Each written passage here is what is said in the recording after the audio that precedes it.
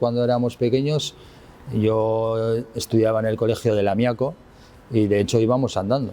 Yo desde pequeño, casi muy pequeño, con 4 o 5 años, ya iba solo al colegio, con amigos, vamos. Sí, pues salías, iba a buscar a un amigo mío, a un vecino que era amigo mío, mi mejor amigo, vamos, y bajábamos los dos al colegio. O nos juntábamos 4 o así, o 5, y bajábamos al colegio. Y no había pegas, vamos, no había pasado nada. Pero bueno, hoy no sé, yo creo que hay mucha más preocupación que antiguamente.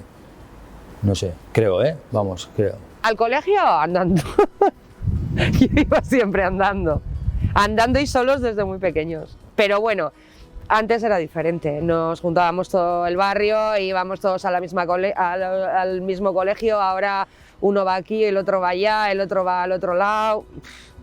Los tiempos eran totalmente diferentes. Mi colegio estaba más cerca también.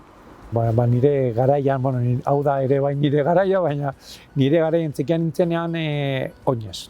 Gehienetan oinez. Azken finean ez da orain bezala, ni txikitan edo nire auzoan bizi zirenak beti joaten ginen hurbil zegoen ikastetxera. Orduan gu oso hurbil geneukan ikastetxea eta beti oinez nire anaiekaz eta bueltatzeko lagunekaz.